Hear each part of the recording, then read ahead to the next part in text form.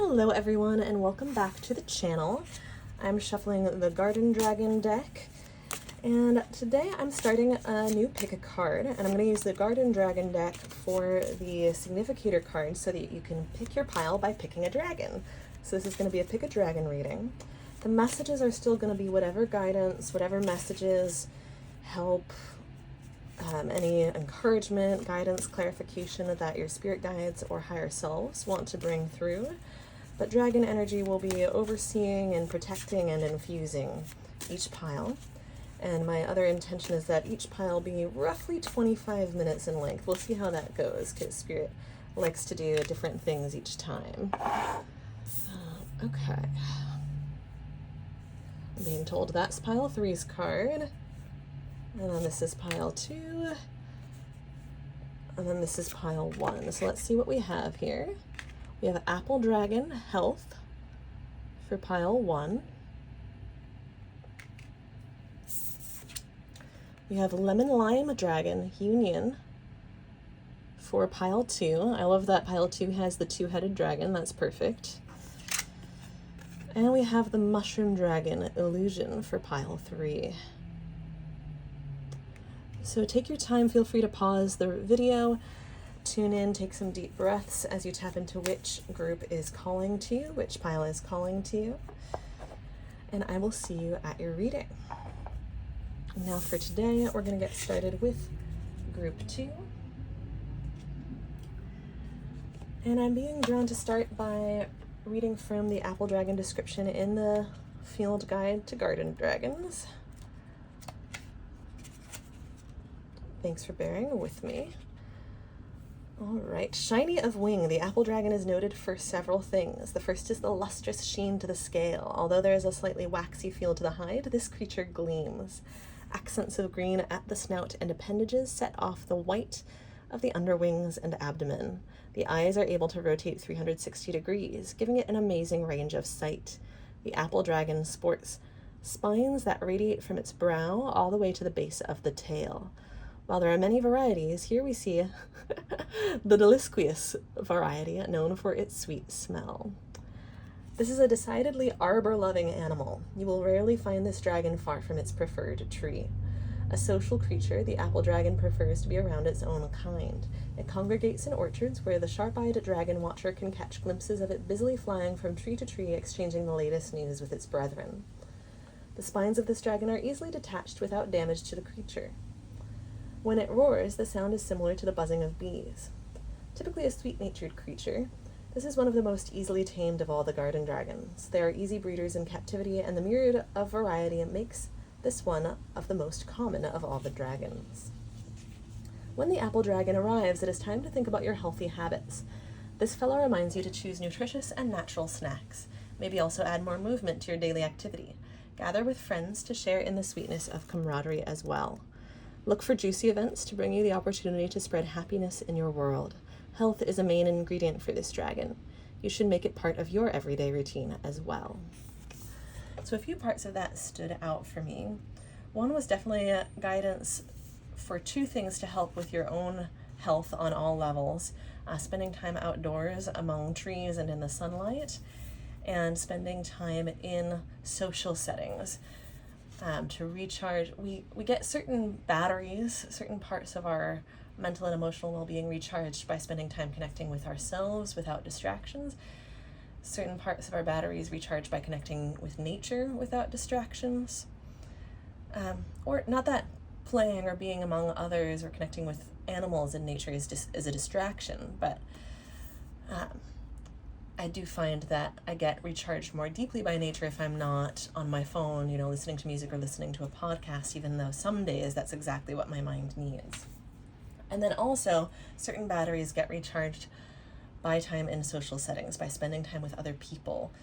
Don't be afraid of small talk is actually part of what's coming through, because even just cordial interactions with other people is life-affirming in a way. It's affirming of the fact that as a social species, we can interact with each other without being a threat to each other, even if it's not a super deep, profound connection.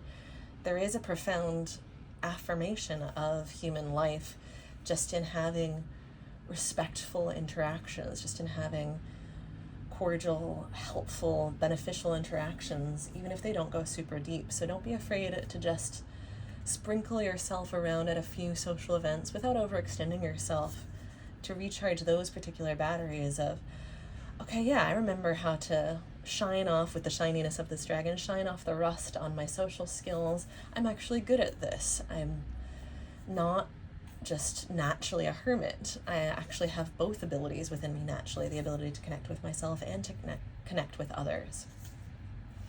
And there are good, kind, nice people out there who are happy to have a chat without making it something that is about trying to get something from each other, or trying to get one over on each other, or trying to judge each other. There are people who are just very happily neutral and content and peaceful.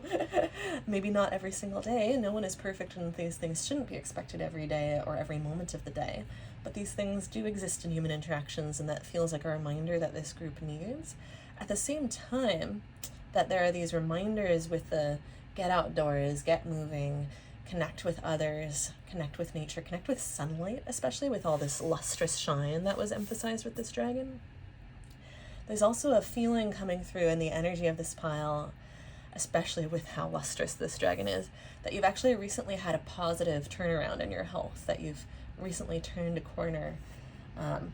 Maybe you had a flare-up of something, a week or two ago, but you've recovered now, and that's part of why you're actually ready to get outside and get connecting with people again.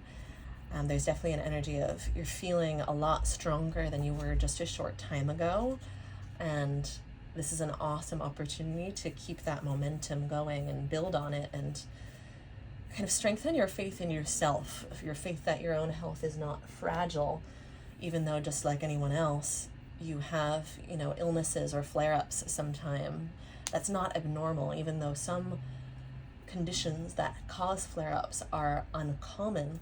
These things are not actually abnormal, and they don't make you like a weak or fragile person or a fragile flower or, what some people would judge as a special snowflake. I'm not a fan of using any of those terms as a judgment myself, but sometimes I'm all too familiar with how sometimes dealing with a condition that flares up can cause anyone to feel a little bit less faith in their own kind of resilience and ability to bounce back to the same extent that anyone else can. And you do have that vivacity to you. You have that strength. You have that ability to bounce back, that flexibility, that adaptability. And this is coming through as a strong affirmation of that, and that spending time, especially outdoors, but also with other people, connecting with animals, connecting with plants, will help affirm that for you. It'll help you feel, oh yeah, I have these roots of connection with other people, with the world. I'm not separate from them. I'm not alien from them. I'm not lesser in any way. I'm not supposed to be isolated. I actually have the ability to do a lot of things just like anyone else can, and it feels good to connect with the world, and this is something that enriches my life. I'm shuffling the Unfolding Path Tarot to get more messages for this group. What can we bring through for this group? Spirit guides, dragons, higher selves of the collective, dragon energy, spirit guides. What else does pile 1 need to know? Okay. The Hierophant. Interesting. Okay. The High Priestess. Wow. Okay. You are spiritual. Having the Hierophant and the High Priestess come out together is like, okay, your intuition is calling, and it is strong. Your subconscious is calling, I just heard. So some of you have messages in your emotions that are beckoning you to hear them. Don't ignore your feelings. Don't bury your head in the sand. Your feelings have messages for you, and it's time to listen to them. It doesn't mean you have to get overwhelmed by them, swept away by them. This is another facet to affirming your strength and that things that are actually normal human things are not weaknesses, even if some segments of, conventional wisdom or popular belief or society would call them weakness. Emotions are not weakness. They have important messages for you. And with these 2 cards coming out, yours are beckoning to you. And they will actually make you stronger, with this reading being kind of ruled by the apple dragon. The emotional input will make you stronger, even if allowing the emotions to arise causes you to feel emotions like vulnerability, things that make you feel concern about being weak. The emotions will not actually weaken you. They are not a danger to you. They're not a threat. They're not going to make you available to be exploited by others. This is coming through as really important for this group to hear and understand. It's okay to allow those feelings to rise up one at a time. I keep hearing that over and over for this group. So there's something about this group having experienced things kind of flood them and sweep them off their feet. And you need to have the healing experience of allowing emotions to come up one at a time and hearing what each one has to say, whether it just needs some loving care and attention, because there are a lot of emotions that come up, and I'm hearing that for this group, some of the emotions that are waiting to come up for you are ones that don't really need anything from you. They just need your presence and your attention. Your inner child just needs a witness, just needs a companion, an adult to show them, to kind of hold their hand through whatever experience you had as a child where you didn't have someone holding your hand through it.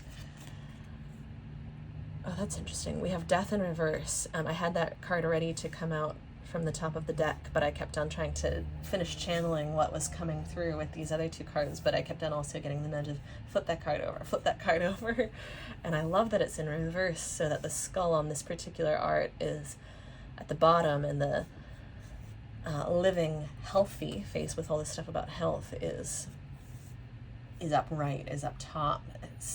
It feels like a deep affirmation. This card is coming, so much is coming through this card. Okay, so this is a deep affirmation that you have had a turnaround in your health recently, and not to be scared of whatever it was that you just got over coming back. Like I said before, there's an element of just humanness, of human life, where it's inevitable that pain will be experienced, that illness will be experienced, that death will be experienced, that things flaring up or causing pain or triggering pain will be experienced. But whatever it is that you just went through recently is not something that's gonna haunt you. You can let it go. You don't need to be constantly on your guard looking for it. That type of resistance could drag you down. You are free of it. Embrace that. Embrace that you're free of that. With this also coming up next to the High Priestess and the Hierophant, this is also very resonant of the Moon card, where it's things that are underneath, things that are buried with the skull underneath, are rising up to the surface to also be liberated, to also be freed, not to drag you down. These feelings that are rising up, or memories, or thoughts, or emotions, are not rising up to drag you down. They're just rising up to be witnessed. In some cases, it's as simple as breathing through them and experiencing them and allowing the tide to carry them away. You can even intentionally set aside time in a bath or a shower or near a body of water to aid with that type of releasing of resistance and letting them flow. Also, 3 major arcana here, you guys. Whew. You can also, like I was in the middle of saying, some of them are also really specific inner children of yours that just need a specific flavor of company. They need reassurance. They need to know they can trust you. They need to have that feeling of someone cares enough about me to hold my hand through this experience. And that's not something to be scared of any more than death is something to be scared of, or future pain as something to be scared of. You've survived every painful thing that has led you to this moment. Pain is going to happen again, and you're going to survive that too. You're going to learn from it, just like you've learned from every painful experience in the past. And you have the opportunity to allow painful moments to cause you to enjoy and savor and relish every beautiful, joyful moment even more. It's not to bypass pain or say that, oh, you should see it all as a good thing and you're bad and wrong if you're ever worried about it or ever scared of it. Of course you're going to experience fear. That's another inevitable thing, just like pain. Of course you'll have moments where you're really intensely sad and grieving and angry about how unfair certain painful circumstances are. That's all okay. That's all a good thing. It's a sign that you're alive. Again, with the death card being in reverse, it's a sign that you're alive. Pain is just a sign that you're alive. That doesn't mean, oh, just repress and ignore pain because it's inevitable and just resign yourself to it. It is what it is. It means accept it and work with it, because every part of yourself that is in pain deserves to be allied with you, to be on the same team as you. It deserves you as an ally, and you deserve those parts of yourself as an ally as well. Every part of you that's in pain deserves to have their hand held through the pain, just like those inner children. And we were talking about restoring faith in humanity with social interactions. This is another element of that, where being someone who sees people in pain as people who need their hands held, as opposed to seeing them as a threat, is an important characteristic. And it's a characteristic to develop in yourself with discernment, not to just see every person in need as trustworthy, because that's not the case. But it's also not the case that every single person in need is a threat. So cultivating with the High Priestess the ability to discern, to trust your intuition and your instincts. And same with the Hierophant. That's also, the Hierophant is a sage. There's wisdom there. You have wisdom to offer and healing to offer, especially with these coming out together. You have healing to offer these parts of yourself that want to be heard, and to offer the world. And you, with the turnarounds you've experienced recently, with the messages coming through these cards, are in a place where you can offer this, or can begin to cultivate ways to offer this safely. Ways that work for you, ways that bring you joy, ways that actually increase your health, because you are sharing the gifts you are meant to share. So if there are things that are holding you back and making you scared to offer your gifts, it's time to start, like we said before, one at a time, sifting through them. Allow that fear to arise, allow the next one to arise. Start writing them down, start giving voice to them out loud. You can talk to yourself, that's okay. You can record it if you think you might want to come back to this data that you're gathering from your feelings later. Brainstorm. I have this fear, it's reasonable and valid. What can I do about it? What can I do to work with this and form an alliance with this part of myself that's scared or in pain? What can I do to heal my own pain, and what can I do to be an ally to my own fears, so that I can offer my gifts to the world, my healing to the world, in a way that is safe and nourishing and grounded for me. The Hierophant also speaks to tradition, and when I just said grounded, I was really called to the Hierophant for that. It's like, what can you ground in? What are your core values and beliefs? With these cards, I'm also getting ancestors coming through to guide you. You can ground the people in this group. I'm getting a really strong message that you have the ability to ground in your lineage, so that you can kind of hear the whispers of your ancestors guiding you. This is good for you. This is safe for you. This is not a good idea for you. This is not a good fit for you. But this over here is. Ignore that window. Close that window. Go in this direction. That sort of message. And the High Priestess always has the pomegranate imagery, from the pomegranate being associated with the underworld and Persephone, and this coming out in conjunction with death is definitely no mistake. It's like you have the ability to traverse to the underworld and bring the fruits, the pomegranate, back in a way that is safe for you. The fact that you have the ability to do it does not mean you should just go willy-nilly and put yourself at risk and not employ any protections and not use your discernment. The fact that you have the ability to go to the shadow, to the unconscious, to the underworld, to places where others fear to tread, means that you should use all the tools at your disposal, your spiritual gifts, your intuition, your ancestors, your spirit guides, your connection to source, first and foremost, always. You should employ all of these to safely traverse, to do what very few others can, and traverse to these underworld spaces like the subconscious, like fears, like what else? Just the underworld keeps coming through. So whatever that means to you,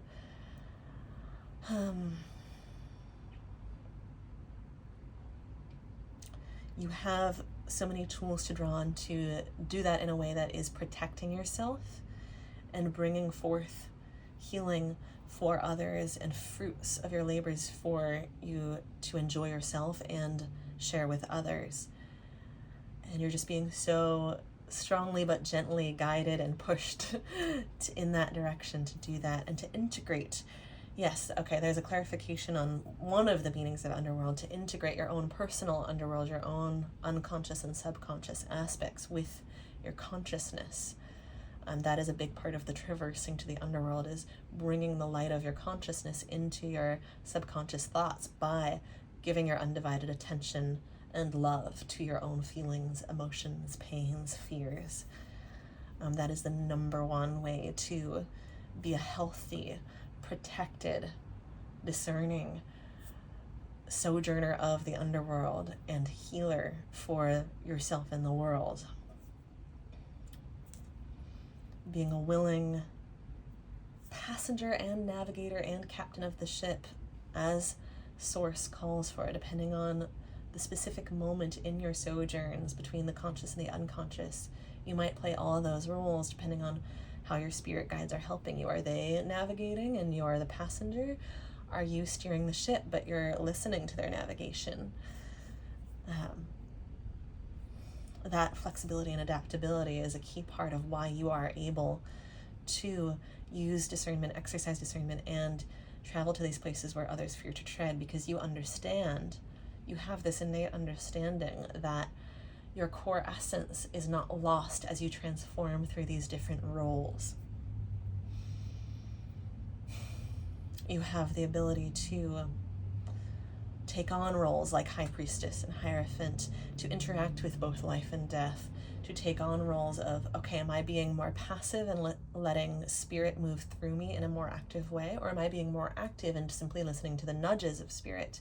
You have the ability to flow back and forth in a way that looks and sometimes even feels effortless.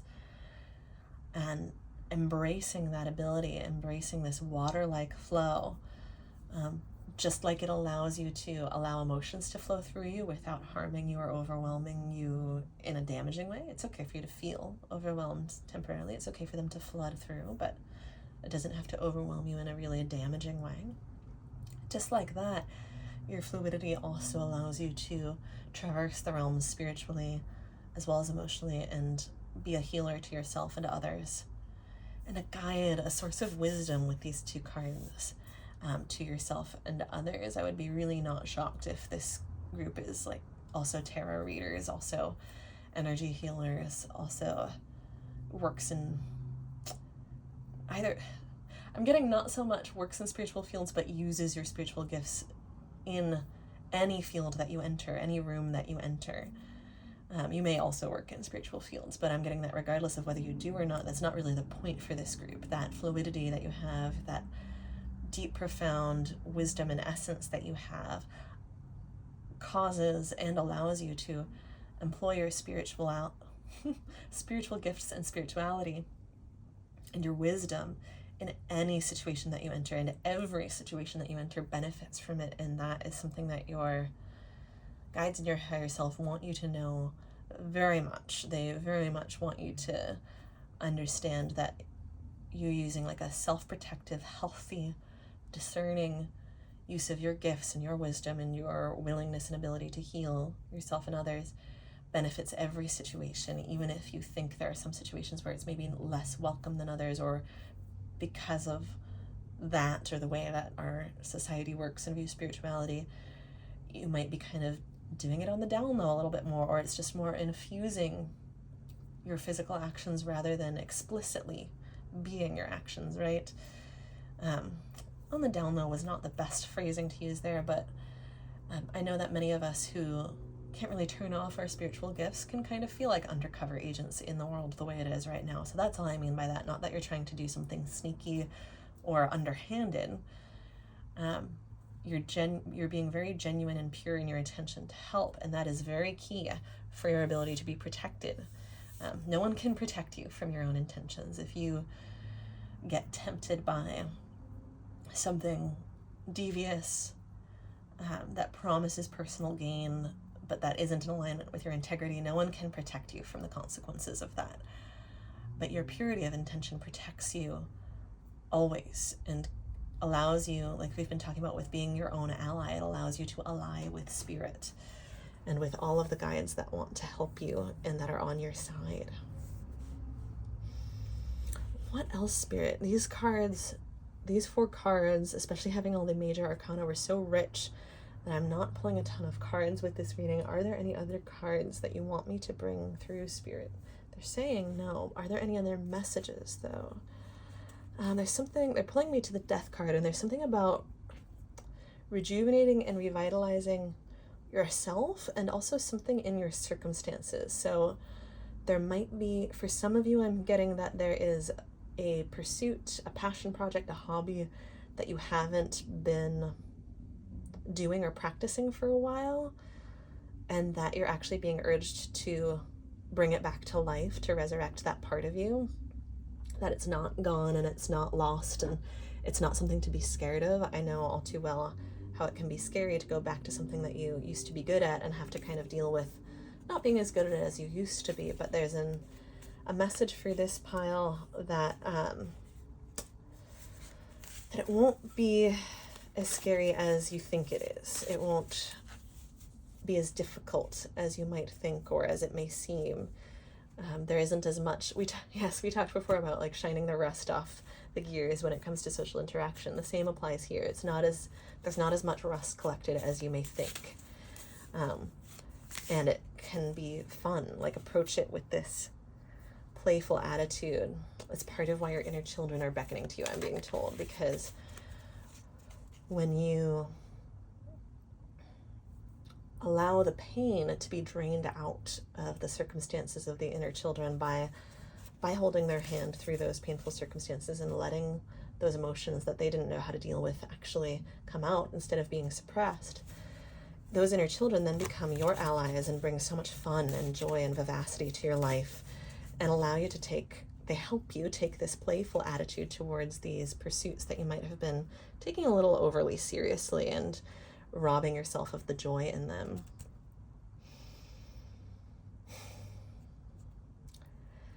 And whether there's just one specific pursuit or a few things that you just kind of want to dabble in and play around with, that you know, like, oh, I'm not doing these to become a master of them. I'm doing these because they connect me with my inner child. They connect me with my playfulness. It makes me feel good. I don't need to be an expert at it or be super good at it. There are hobbies that I take that way for sure. It's like I'm getting something out of this. What I'm getting out of this is not a sense of mastery and I would not be getting that same thing out of it as much if I approached this thing needing to master it. So regardless of whether it is just one hobby or a bunch of things or just opening yourself up to trying something new, there's a revitalization there that will contribute to revitalizing your health and rejuvenating your sense of self. There's this integration here with this stuff about light and shadow and bringing the unconscious to the conscious and having this wisdom and also this inner child. The wisdom and the inner child are never separate. They're always one and the same. And there's this integration happening for this group of parts of you that feel kind of older than your years and wizened beyond your years and worn out. I'm getting that feeling of like a weathered piece of wood, right? There are parts of you that maybe feel that way, and then other parts of you that are inner children that maybe feel a little bit caged or suppressed and want to be let out. And this unifying of the two will rejuvenate both of them. It allows the inner child to be expressed freely and liberated. It also allows the part of you that feels worn out and old beyond their years to be liberated and rejuvenated, and it allows the discernment and the parts of you that need protection to become one. So that is an important energy for this group, that merging of these different aspects of you, so that you can feel the age you are is something I'm getting strongly. It's like you're not immature for having these playful aspects. You're not too serious for having these very wise aspects that have the ability to lend gravitas and solemnity to a situation and to take things seriously. Coming back to that fluidity, you have the ability to be both, and that makes you a well-rounded person. Whether you're a young adult or an older adult doesn't really matter. You have this elasticity and this groundedness at the same time, and you putting in just the time, that undivided, unconditional attention and love to these parts of yourself that are coming up is going to aid you further in this by allowing more aspects of your subconscious to be merged with your consciousness. And that is all I have for you today, Group 1. Thank you so much for tuning in for your Pick a Dragon reading. If you're interested in personal readings, my website is linked in the description box and in the bio on YouTube. You'll also find the link to my Instagram there. And don't hesitate to comment if you have any questions or want to tell me how this reading has resonated for you. Don't forget to like and subscribe if it has. And I look forward to seeing you in the next reading.